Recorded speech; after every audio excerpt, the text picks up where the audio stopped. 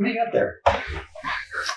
It's a spicy pineapple. I will show you. Cutwater, straight from Cutwater. Oh, see it. Cutwater. They're like the modern Club International. Cutwater spicy pineapple margarita, 10% alcohol. They make their own spirits. You can actually, you know what? I haven't found Cutwater spirits sold anywhere. I think they just use it in their own cocktails. So they make it for themselves. Yeah, they're ready to go cocktails, but they advertise that it is 100% real spirits. It's not something that was suboptimal that was put in there. It's not some lower grade alcohol that they put in there and make it flavored to taste like whatever spirit you think you want. But you like it. I like it from time to time. Now, so here's the thing.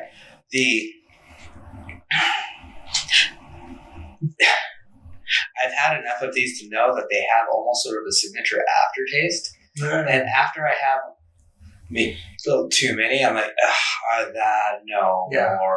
I don't want that in there. Anything in the can is like that. Where it's like, maybe it's the can's fault. Maybe it's the manufacturing or the way it's sealed or what it's next to. I know some cans, I have had some sparkling water before that did not taste anything like they were supposed to. They were set next to fragrant food items, things that put off an odor that was absorbed through the cans, and I got a product that was, oh my, what is I usually like this. I've had this before. This is absolutely terrible.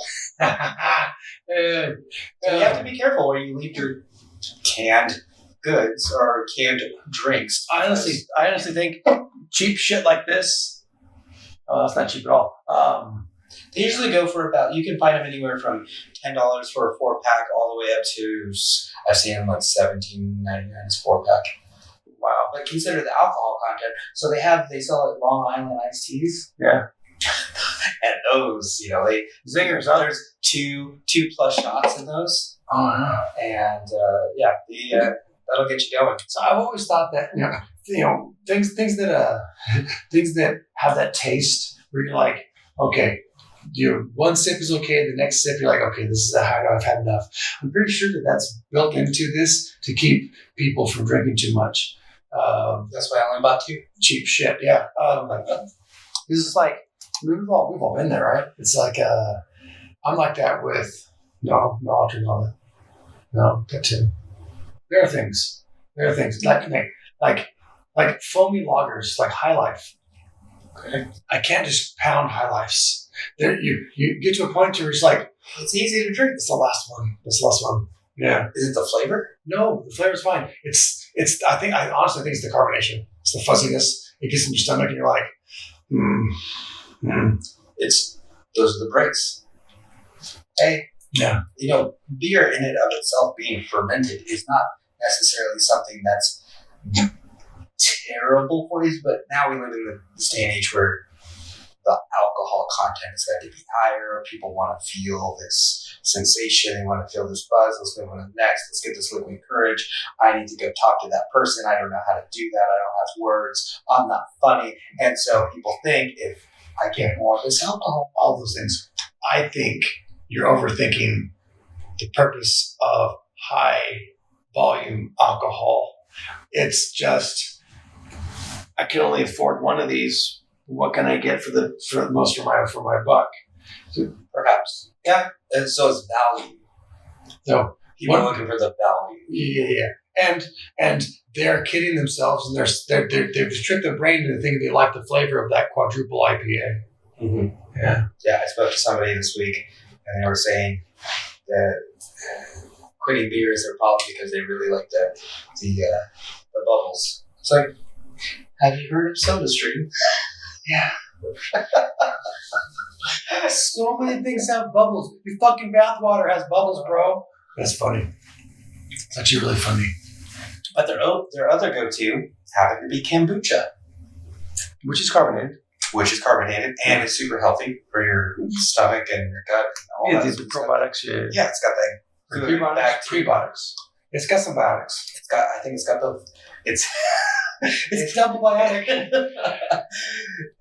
it's good for you. It's good for you. It's expensive though. Have you ever had kombucha? Yeah. So when my wife and I went to Kauai, Yeah, beautiful. so good. We both had things that we wanted to do, and I wanted to go to a local convenience store and get spam musubi.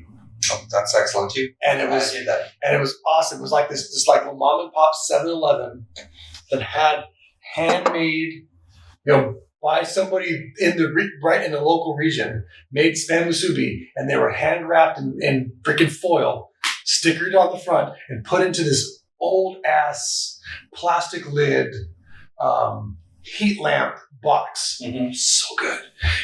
At the same time, my wife wanted to try kombucha, and they had a whole door, a refrigerated door of locally produced kombucha, and they were totally reusing the bottles. Like she got one where the lid almost just fell off of it.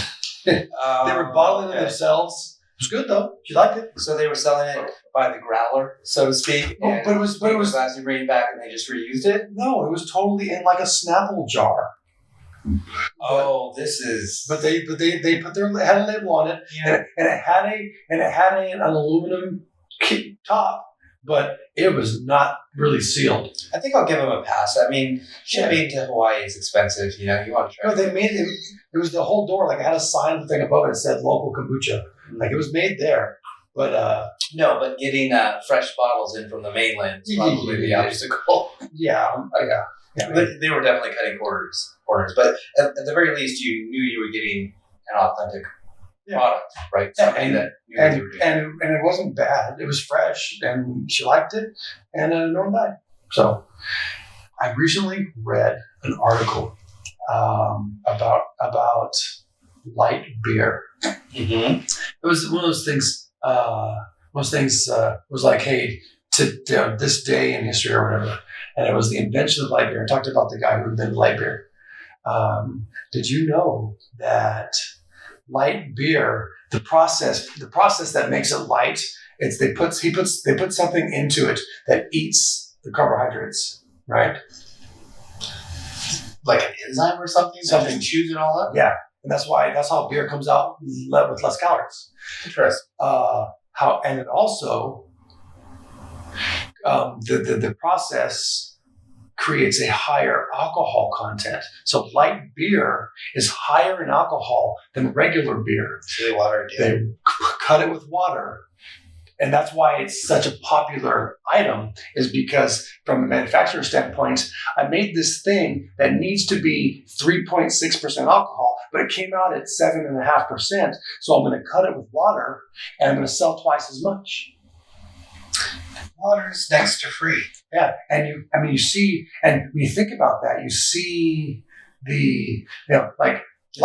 light beers are the most heavily advertised beers in America. Bud Light, Coors Light, Miller Lite, Michelob Ultra, all that stuff, and they're selling it to us, and we're eating it up because we fall for the advertising or whatever, because light beer tastes like shit. But it's watered down. Yes, some of it has more detectable flavor than others. But the point is that they're raking it in because they're selling 2 cans for 1. But interestingly enough, the bar and restaurant, people in hospitality, they know with bottled beer, and a lot of light beers are sold by the bottle, you don't necessarily go. Most people are looking forward to going to a fine dining establishment and having, do you have Ultra on tap? Do you have cans? Do you have canned Michelob Ultra? So they sell by the bottles, but the profit margin on those bottles is they make the lowest amount of money selling those compared to everything else that they sell. Hmm. More draft beer, and of course in the spirits and things like that. In Laughlin, I was visiting Harris. I was at Guy's restaurant. I was sitting at the bar, and a woman came by and was asking if they had a specific beer, and they did not. And the woman, the bartender behind the counter, proceeded to offer her 3 like beers, but all in bottles. And I was just thinking, like, no, you don't sell her those. You're making less money. I mean, you have other things on tap that are similar. You could have gone that route, but part of being in the hospitality business is not only providing the customer what they want, but in order to do that, you still have to be in business and profitable and maintain your status quo. Yeah. And she should have known. Like, I mean, offer a bottle and offer 2 other things that you have on draft, or skew it that way. But to offer 3 bottles straight, you're just losing money. Calm down. She's not losing a fucking dime. No, or she does not own the place. Guy does. She's not in the hospitality business. She's in the paid on Friday business. Yep. Paid by the guy that runs diners, drive-ins, and dives. Nice. So here's the deal. She doesn't give 2 shits. Whatever's most convenient for her at that point. All right. Well, yes. If you're bartending, opening a bottle is the most expedient way. Or yes, your speed guns, your speed wells, yes, those are quick too. She could have done that, but no. Yeah, just No, I don't have Dos Equis, but would you care for a vodka tonic? Right. You're in a casino. Let's get you fucking trashed. Come on. Light beer? No. You want a scotch? Neat. And she could have stepped outside that establishment, put $20 in that machine, and probably got the thing that she was looking for at one of the other bars on the property. But I even had to. Yeah. But anyway, looking for a drink that hard. So I've spent a fair amount of time in casinos. We know this. The people who want to pay for a drink at a casino, especially in Reno, where they just throw booze at you, there's no talking about it. No. And in many ways, and I've done it. The last trip I was on with you, in fact, we were out and we were buying some shots, and one, the shots that they pour when you're gambling and the shots that they serve you when you're actually paid for are different varieties, different amounts. There's a different portion.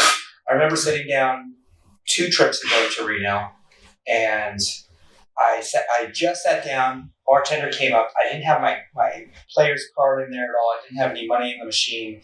I ordered the drink. The bartender went and poured the drink, and it was some brown liquor, and it was neat. Came around. By the time he had come back, my player's card's in there, money's in the machine. I'm already playing the hand of blackjack. And he looked at me, he's like, "Oh, are you playing?" I said, "Yes." And so he's like, "Oh."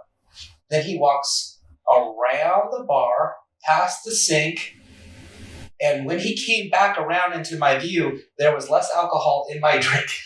Really? Yes. There was less liquor in that glass. When he came back around, he dumped some out or poured some out. Or you got a totally different pour. Yeah. So since then, I've been hyper aware of, okay, if I order here while I'm playing, it's this amount, and that's what I can expect. And the strength of the drinks, if you are purchasing them, is different. Wow.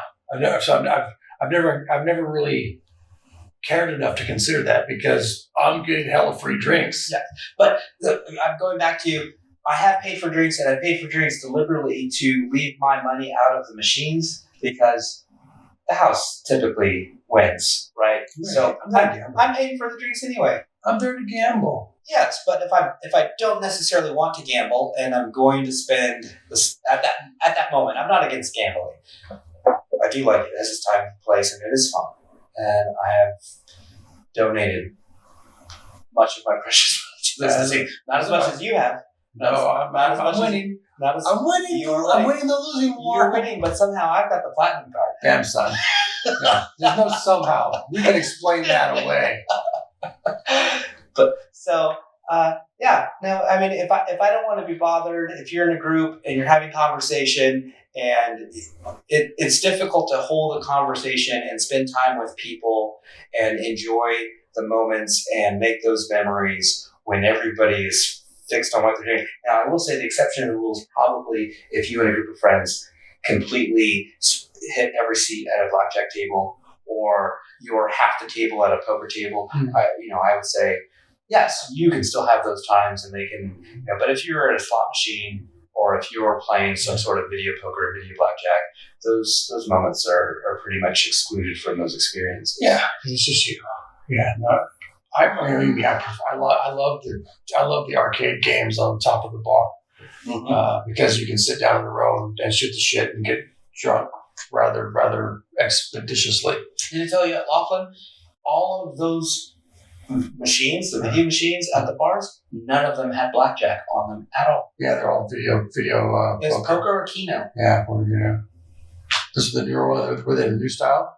Or did they look dated? Yes. Yeah. So there was when I sent you that photo of I was playing. It's like 7 hands of poker. I love those. Were they all multiples? Yes. And you hold cards and then it plays them. Oh, those are so dangerous. Yes, there's very few ways to lose money faster. Yeah, right. Yeah, because your $2 bet is actually $24.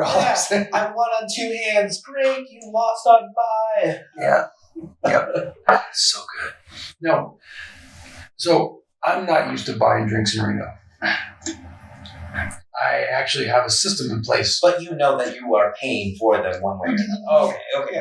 That idea does not escape. I don't have any misconceptions about getting free drinks in Reno. Okay. But outright paying for them outside of gambling, I'm not used to that. We used to have this whole system in place, and you've been a part of it. The first year that we went together, you got to see the full setup where we showed up, started at the ringside at the El Dorado. What year was that? Do you remember? 2015, 16? Was Kay's house out yet? No, I don't think so. So, Kay's house, we released it in 2016. You know what? I'm going to have to go back through my bank statements to find out. That's all you, son. but so the year that Mitch and Megan came, they've only come the one time, and they wanted to just kind of go see stuff and have a few drinks. They, not as interested in gambling as I was when we were. So we went to one of the bars, and I bought a round of drinks for everybody, which was perfectly fine. And it was the fact that it was 6 drinks, and it was like $64. And I was just thinking, we didn't want to gamble, regardless of winning or losing. If we had all just sat down, all those drinks would have been free. True. Actually, the first bar I was at the Harrah's in Laughlin, this guy came up and he ordered 2 tall cans of Bud Light, I think he ordered. And it came out to, it was $17 or $18. Yeah. And this guy, it was hit with sticker shock. He said, "What was that? Did you say?" Yeah. And he said, "Yes, I did." And he gave him a 20, and the guy walked around the bartender, and then he left. He just left right away. Just forget it. He was only going to get like $1 something back. He was going to leave that as the tip. And bartender walked all the way around the circular bar, with his vision obstructed, was coming back with the change, and the guy was left, and he got the picture. This guy was upset and shocked and dissatisfied with the tall. Yeah, because you get a 3-pack of tall cans wrapped at an AM/PM of Bud Light for $5. Mm-hmm. So yeah, I can understand that. $5 to $7. And you're thinking to yourself, oh, we have some Bud Lights. Those are cheap. But that's not how it works. You pay for the experience. You pay for experience. You're drinking here. This is a resort. Sit your ass down, put $20 fucking in the machine, and get yourself a goddamn beer. Well, they would have brought him out 12 ounces at a time. That's, so I suppose at a casino, if you want your full value, you should probably order the bottled beer. That's when it's in the consumer's favor, because they're not serving you 7.5 ounces. They're not under pouring. Dude, they pour pints out of the draft. You get a pint. Is there everywhere? I've not been everywhere. Well, then you should come to Lafayette. Yeah. I didn't have a pint at the Tropicana or Harris. Do they have the little 10-ounce glasses? I don't know. I didn't order any draft. Well, then my statement holds. They give you pints at the damn casino. Okay. I'm going to have to go back and test that theory. Yes. And you can possibly join. Yeah, I'm there. If only to see how much Bud Light I can get. But we got to stay at the Tropicana. Okay. Because it's closer to everything else. I mean, we'll still go to Harris and we'll take a shuttle or whatever. And we'll go visit this Old Town Saloon, which is a lovely place. Just it's not frequented by anyone.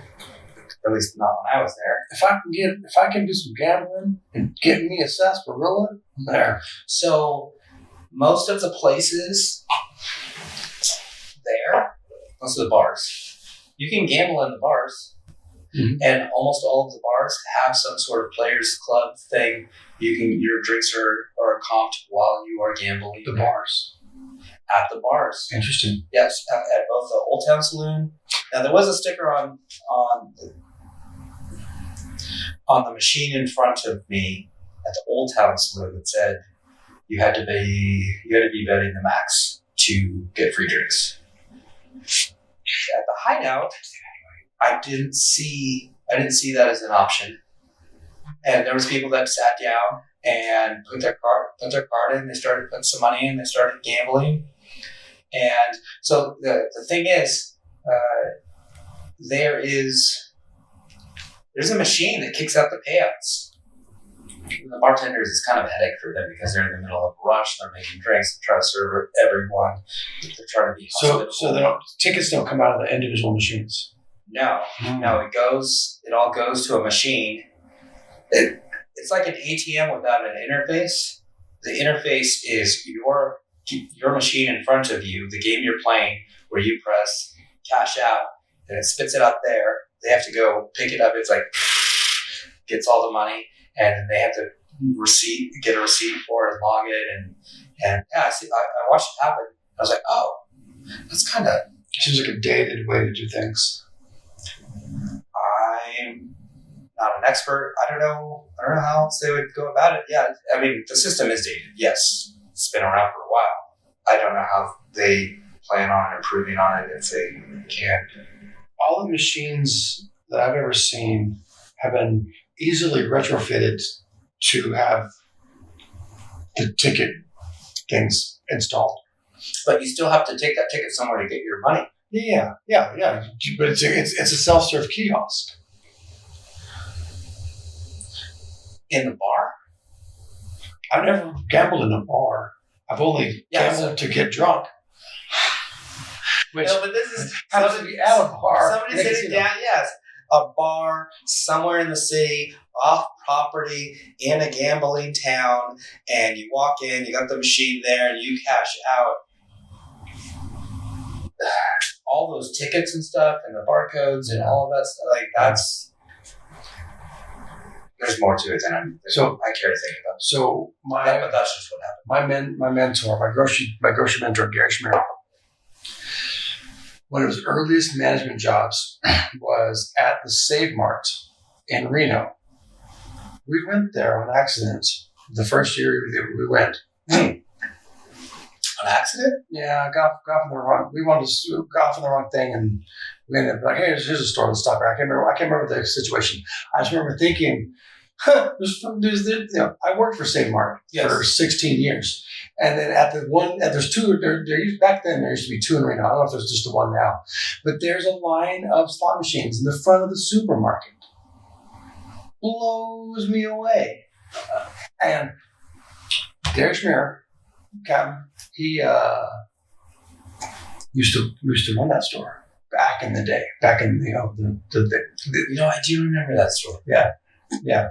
It's on Virginia or Keystone. It's on Keystone when you get off. Okay. Yeah, so it's an exit before Virginia, which is where the casinos are. Similar to Las Vegas, they put those machines everywhere. Yeah.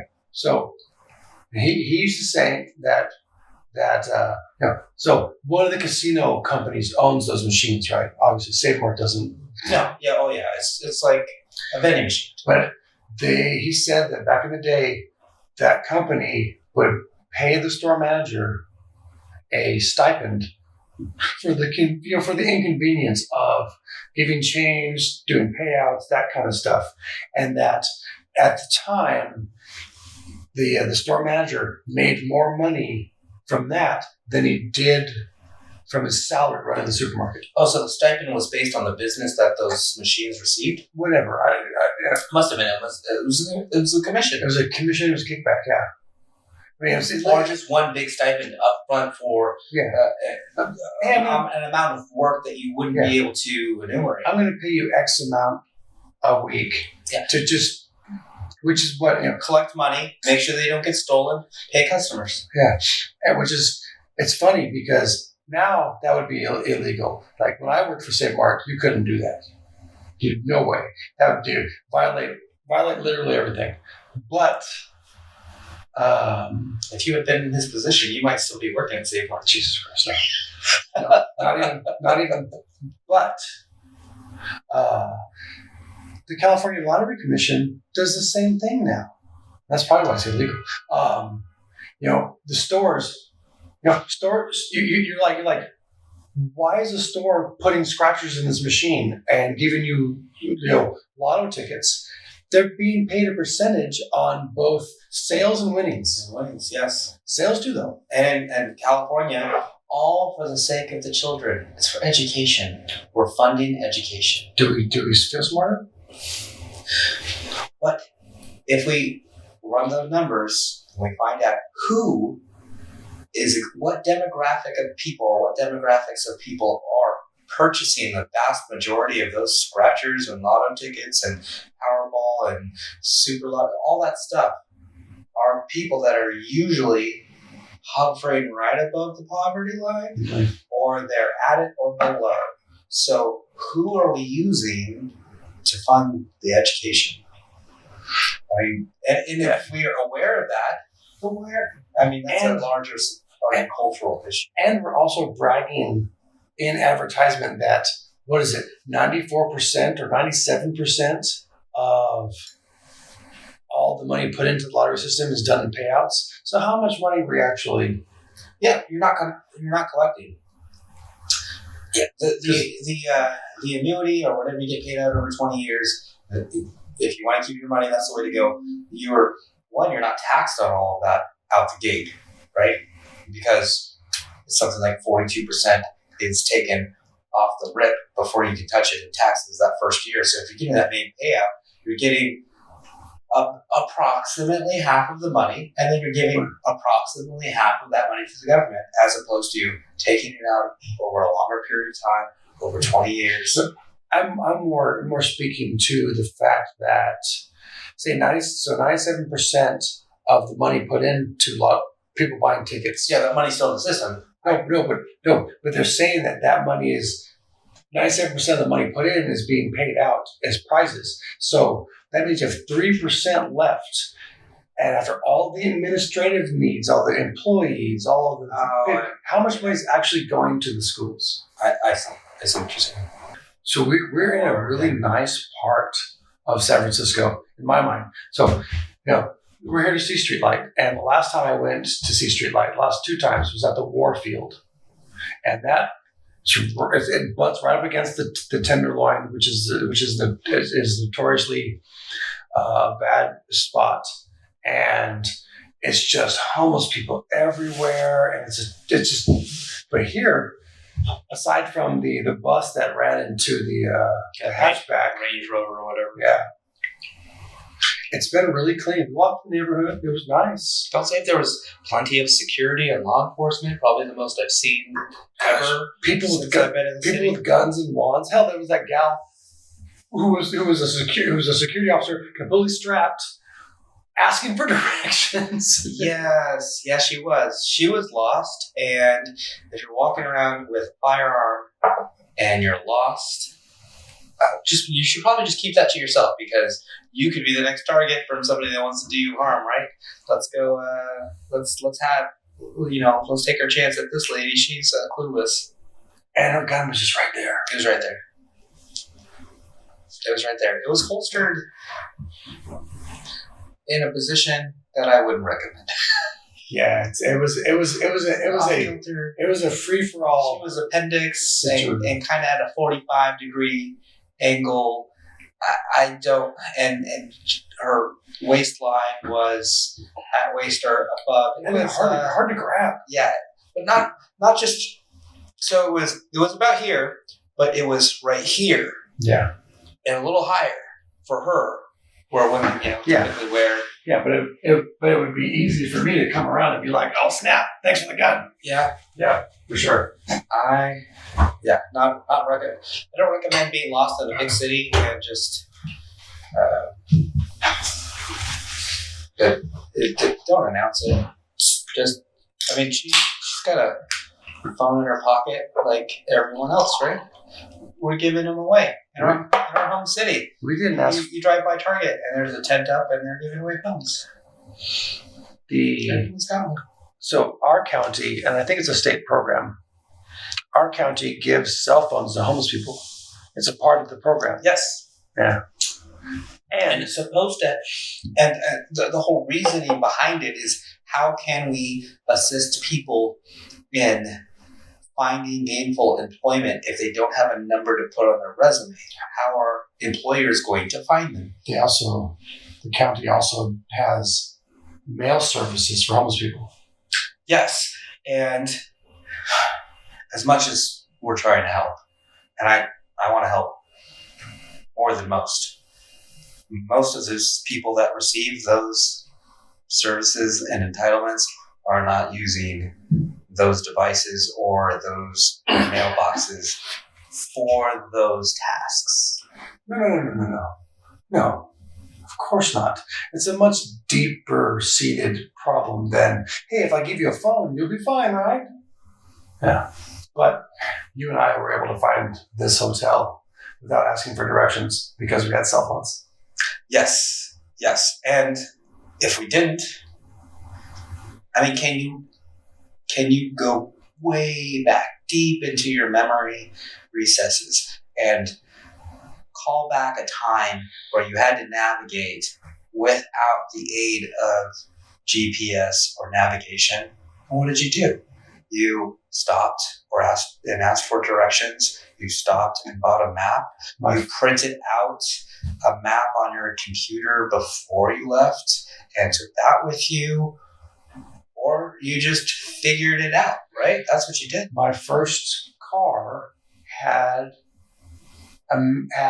maps in the glove box of the state of California and one each for the Tri-County area that we live in. There's no other choice. That's par for the course. Yes, MapQuest came out pretty quick. I forgot about MapQuest. Pretty quick when I was late in my early 20s. That's first gen GPS. when me and my wife, powered by Garmin. Yeah, when me and my wife before we got married would go anywhere. It might not have been. I might have. The first thing that we did was put the itinerary in MapQuest, print it out, on 8.5 by 11s. Something like from the Central Valley to Santa Cruz would be like 3 pages, and I drove while she navigated. She just spoke them out. So she was basically my first Siri. The person riding shotgun, that's their job. That's their job. They have to navigate. They have to refresh your drink. They've got to get you snacks. Where's my beer? Open it for me. I got my hands on the wheel. My wife does that. Doesn't everybody's, right? Why not? Yes. We are not promoting drinking and driving, though. For those of you listening at home, I used to play with a band called FCA, and they did this whole they were like a punk rock band, and they did this whole like Alabama hillbilly shtick. Mm-hmm. Total like cut off ratty jean shorts, tank tops, fake buck teeth, mullets, the whole bit.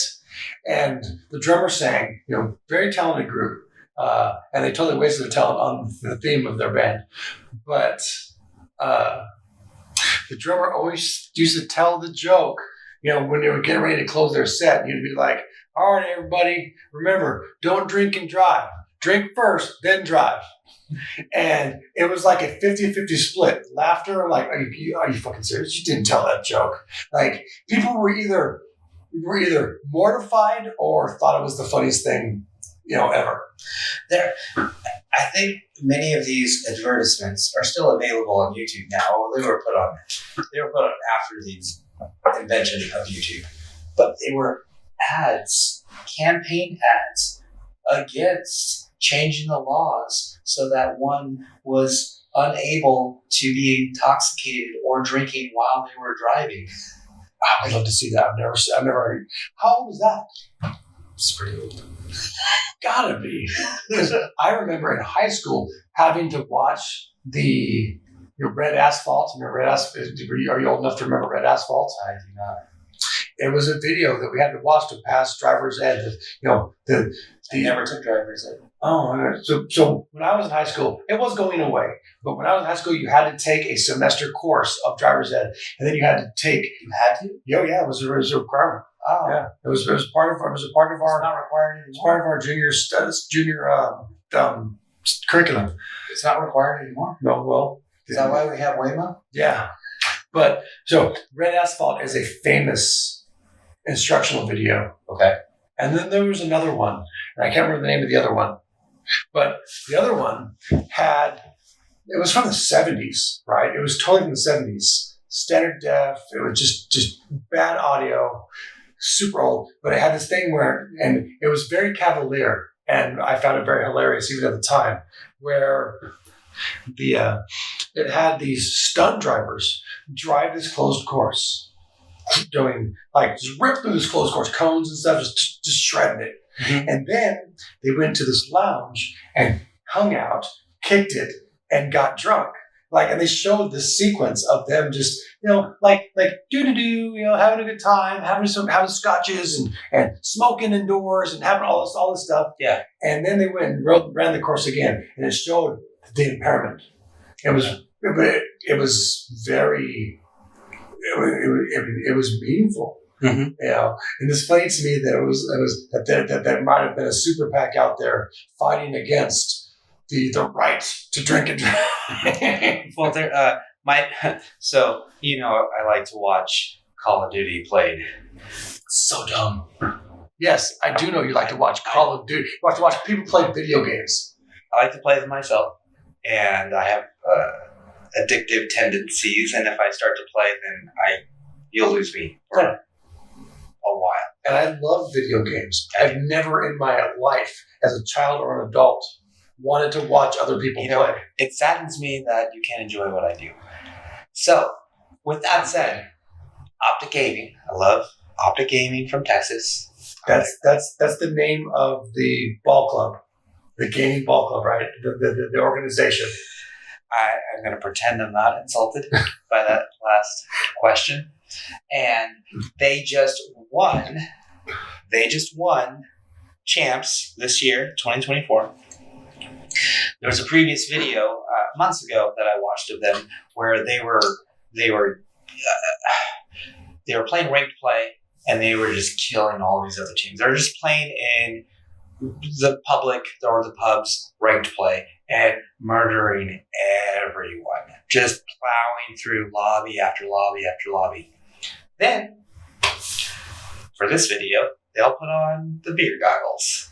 They all put on those glasses that have you perceiving the world as if you were drunk or intoxicated.